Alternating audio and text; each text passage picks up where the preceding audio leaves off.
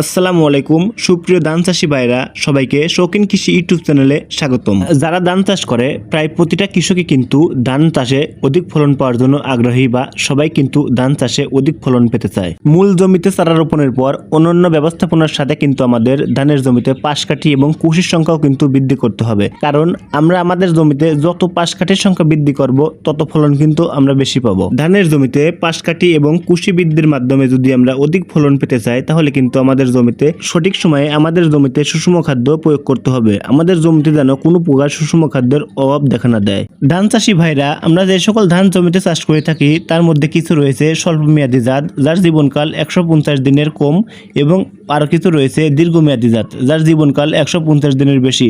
আমরা সাধারণত যে সকল হাইব্রিড ধান চাষ করি সেগুলোর জীবনকাল বেশিরভাগ কিন্তু 150 দিনের বেশি হয়, সেগুলো কিন্তু দীর্ঘমেয়াদী জীবনকাল হয়। বিশেষ করে যে সকল কৃষি ভাইরা হাইব্রিড ধানের চারা রোপণ করে বা হাইব্রিড ধানের জাত চাষ করে সেগুলো কিন্তু বিশেষ করে অধিকাংশই কিন্তু দীর্ঘমেয়াদী জাত হয়ে থাকে। সাধারণত বীজতলা থেকে চারা তুলে ধানের জমিতে রোপণ করার 7 থেকে 15 দিনের মধ্যেই কিন্তু ধানের নতুন শিকড় এবং নতুন পাতা গজায়। চারা রোপণের পর চারা দখল কাটিয়ে ওঠার পরেই কিন্তু কুশি বের হওয়া শুরু হয় এবং নতুন চারা নতুন শিকড় গজানো শুরু হয়। ধানের শিকড় গজানোর পরে কিন্তু আপনারা স্বল্প মেয়াদী যে জাত আছে সেই জাতের ক্ষেত্রে কিন্তু 14 থেকে 15 দিনের মধ্যে কিন্তু আপনারা প্রথম চাপান সারটা প্রয়োগ করে দিবেন, এবং দীর্ঘমেয়াদী যে জাতটা আছে সেই জাতের ক্ষেত্রে কিন্তু আপনারা 20 থেকে 25 দিনের মধ্যেই কিন্তু প্রথম চাপান সার প্রয়োগ করে দিবেন আপনাদের ধানের জমিতে। তো এই সময় আপনারা ইউরিয়া সারের সাথে কি সার প্রয়োগ করলে আপনাদের ধানের জমিতে পাশ কাঠি এবং কুশি বৃদ্ধি করতে পারবেন, এবং এই সময় ধানের জমিতে কি পরিচর্যা করতে হবে সেই বিষয়ে কিন্তু আজকে মূলত সবকিছু আলোচনা করতে পারবো। তো যারা এই ভিডিওটি শেষ পর্যন্ত দেখবেন এই বিষয়ে কিন্তু A to Z তথ্য পাবেন। এছাড়াও যে সকল চাষি ভাইরা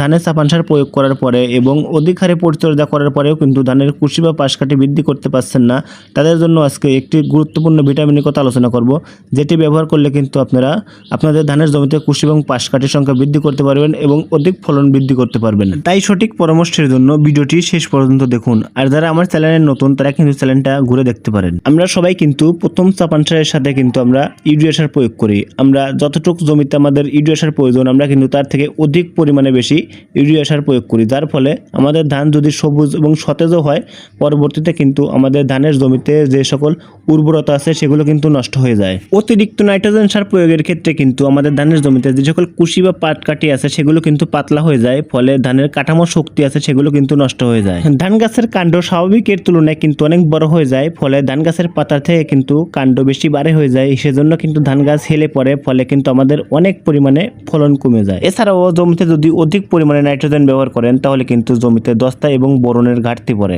অতিরিক্ত ইউরিয়া সার প্রয়োগের ক্ষেত্রে কিন্তু আপনাদের ধানের জমিতে এমন একটা আকার ধারণ করে যা কিন্তু পরিবেশের জন্য ক্ষতিকর, এবং পরবর্তীতে কিন্তু যদি আপনারা ওই জমিতে অন্য কিছু চাষ করতে চান তাহলে কিন্তু আপনাদের খরচ আগের তুলনায় অনেক বেশি পড়ে। তাই চারা রোপণের পর কিন্তু আপনারা আপনাদের ধানের জমিতে কিন্তু নিয়মিত এবং সঠিকভাবে ইউরিয়া সার প্রয়োগ করবেন। তো আপনারা যদি স্বল্পকাল জীবন সম্পূর্ণ ধানের চারা রোপণ করেন তাহলে কিন্তু প্রতি বিঘাতে 15 কেজি ইউরিয়া সার প্রয়োগ করবেন, এবং আপনারা যদি আপনাদের ধানের জমিতে দীর্ঘমেয়াদী জাতের ধান চাষ করেন তাহলে কিন্তু প্রতি বিঘায় 20 কেজি করে ইউরিয়া সার প্রয়োগ করবেন। এই ইউরিয়া সার প্রয়োগের ক্ষেত্রে কিন্তু ধানের জমিতে নাইট্রোজেন সরবরাহ করে থাকে, যার ফলে ধানে কিন্তু আপনাদের পর্যাপ্ত পরিমাণে শিকড় গজাতে সাহায্য করে এবং ধানের পাতা এবং কাণ্ড কিন্তু বাড়াতে সাহায্য করে। ইউরিয়া সার ক্লোরোফিল উৎপাদনের ফলে কিন্তু ধানের জমিকে অধিক পরিমাণে সবুজ বানাতে সাহায্য করে। এর ফলে কিন্তু আপনারা আপনাদের ধানের জমিতে কুশি বৃদ্ধি সহ ফলন বাড়াতে সাহায্য করবে। প্রিয় ধান চাষী ভাইরা, ধানের জমিতে জিঙ্ক সালফেট মনোহাইড্রেট অত্যন্ত গুরুত্বপূর্ণ একটি উপাদান। এই জিঙ্ক সালফেট হিসেবে দস্তা 36% এবং সালফার 17.5% ব্যবহার করতে পারেন। তো বাংলাদেশি চাষী ভাইরা এটার জন্য আপনারা অটোক্র্যাক কেয়ার লিমিটেডের কাসকা ব্যবহার করতে পারেন। তো প্রথম চাপানে আমরা ইউরিয়া সারের সাথে 2 কেজি কাসকা মিশিয়ে কিন্তু আমরা জমিতে ছিটিয়ে দেব। তো ধান চাষী ভাইরা আপনারা জিঙ্ক সালফেটের পাশাপাশি কিন্তু সালফার 80% জমিতে প্রয়োগ করবেন। এটি আপনারা ইয়ন অ্যাগ্রো ইন্ডাস্ট্রি লিমিটেডের এনার্জি 80WG এটি প্রয়োগ করবেন।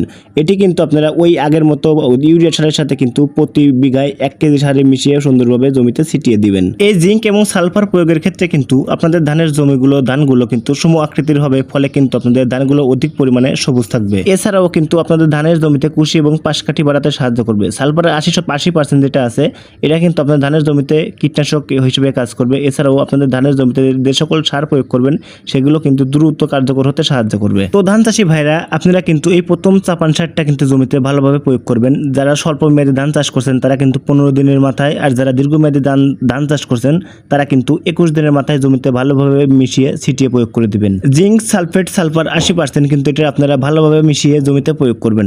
আপনারা যখন এটা জমিতে প্রয়োগ করবেন তখন কিন্তু অবশ্যই সামান্য পরিমাণ পানি মিশিয়ে নেবেন, তাহলে কিন্তু এটি ভালোভাবে মিশানো যাবে। ফলে মিশ্রণটিও কিন্তু সুন্দর হবে এবং আমরা যখন ধানের জমিতে ভালোভাবে ছিটাবো তখন কিন্তু আমরা অনেক সুন্দরভাবে ছিটাতে পারবো। যে সকল ধান চাষি ভাইরা জমিতে অধিক পরিমাণে পরিচর্যা করার ফলেও কিন্তু কোনো রকম ভাবে গ্রো দেখতে পাচ্ছেন না, তারা কিন্তু আপনারা চাইলে প্রথম চাপান সারের সাথে একটি গ্রোথ হরমোন ব্যবহার করবেন, যার ফলে কিন্তু আপনাদের ধানের জমিতে অধিক পরিমাণে কুশি বের হবে এবং পাশকাঠির সংখ্যা বৃদ্ধি পাবে এবং আপনাদের ধানের জমিতে শিকড় গজাতে সাহায্য করবে এবং ধানের কাণ্ড এবং পাতাগুলো কিন্তু খুব সুন্দর হবে এবং ধানের সবুজ এবং সজীবতা ফিরে আসবে। এটি আপনারা প্রথম চাপান সারে ইউরিয়ার সাথে মিশিয়ে ন্যাপথাইল এসিটিক অ্যাসিড 4.5 SL এই গ্রোথ হরমোনের জন্য আপনারা কিন্তু ব্যবহার করতে পারেন ন্যাশনাল এগ্রি কেয়ারের ক্রপ কেয়ার। এটি আপনারা আপনাদের ধানের জমিতে ব্যবহার করার ফলে কিন্তু ধানের তো শিকড় বৃদ্ধি পাবেই, সাথে কিন্তু আপনারা প্রতি বিঘায় ফলন কিন্তু 3 থেকে 4 মণ ধান বেশি পাবেন। তো কৃষি ভাইরা প্রথম যখন আপনারা চাপান সার প্রয়োগ করবেন তখন কিন্তু আপনারা ইউরিয়া সারের সাথে এই ক্রপ কেয়ারটা প্রতি বিঘা প্রতি আপনারা 500 মিলি করে প্রয়োগ করতে পারেন। এই গ্রোথ হরমোনটি যদি আপনারা আপনাদের ধানের জমিতে প্রথম চাপান সারের সাথে প্রয়োগ করেন তাহলে কিন্তু অধিক কার্যকর এবং অধিক গুরুত্বপূর্ণ একটা ভূমিকা পালন করে থাকে আপনাদের জমিতে। আর ধান চাষি ভাইরা আপনারা যদি জমি কাদা করার সময় হিউমিক অ্যাসিড প্রয়োগ করে থাকেন তাহলে কিন্তু আপনারা এই ক্রপ কেয়ারটা প্রয়োগ করবেন না। এটার পরিবর্তে কিন্তু আপনারা আপনাদের ধানের জমিতে ইফকো বাজারের সাগরিকা প্রয়োগ করতে পারেন। এই ভিটামিনটা যদি আপনারা আপনাদের ধানের জমিতে প্রয়োগ করেন এই সাগরিকা ভিটামিনটি, তাহলে কিন্তু অধিক ফলন আশা করতে পারেন। আপনারা বিঘা প্রতি 3 থেকে 4 মণ এমনকি 5-6 মণও কিন্তু ফলন বেশি পেতে পারেন। এই সাগরিয়া পিজিআরটা কিন্তু আপনারা ভারত বাংলাদেশে 2 দেশেই কিন্তু পাবেন। এটা কিন্তু সামুদ্রিক শৈবাল দ্বারা তৈরি। এর মধ্যে কিন্তু ওয়াক্সিন, সাইটোকিনিন, জিবেরেনিন, এমানো অ্যাসিড, ম্যাকো এবং মাইক্রোনিউট্রিয়েন্ট, জৈব সারে পটাশ রয়েছে 8 থেকে 10%। এটি ব্যবহারে কিন্তু আপনারা আপনাদের ধানের জমিতে প্রচুর পরিমাণে পাটকাঠির সংখ্যা বৃদ্ধি করতে পারবেন এবং ধানের কুশি এবং ধানের শিকড় কিন্তু বৃদ্ধি পাবে। তো ধান চাষি ভাইরা আপনারা আপনাদের জমিতে এই সাগরিকা ভিটামিনটি প্রতি বিঘায় 150 থেকে 200 গ্রাম করে প্রয়োগ করবেন। তো ধান চাষি ভাইরা আপনারা যদি কোনো কারণবশত এই সাগরিকা পিজিআরটি আপনারা সংগ্রহ করতে না পারেন তাহলে কিন্তু আপনারা এটার পরিবর্তে এসিআই কোম্পানির বায়োফার্টি ব্যবহার করতে পারেন। এই বায়োফার্টি পিজিআরটাও কিন্তু সম্পূর্ণ সামুদ্রিক শৈবাল দ্বারা তৈরি। এটা আপনারা প্রতি বিঘায় 200 মিলি করে প্রয়োগ করতে পারেন। এই বায়োফার্টিটা কিন্তু আপনারা চাইলে জমিতে ইউরিয়া সারের সাথেও প্রয়োগ করতে পারেন এবং বিভিন্ন সময় কিন্তু আপনারা স্প্রে করেও প্রয়োগ করতে পারেন।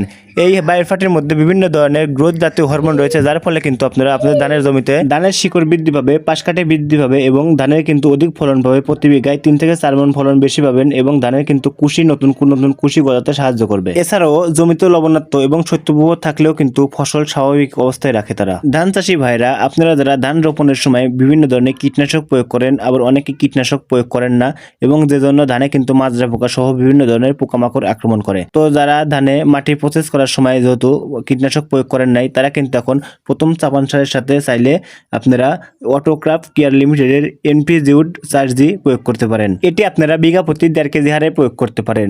তো আজকের ভিডিওটি যারা শেষ পর্যন্ত দেখছেন আশা করি ধানের প্রথম চাপান সার প্রয়োগের A to Z তথ্য পেয়েছেন।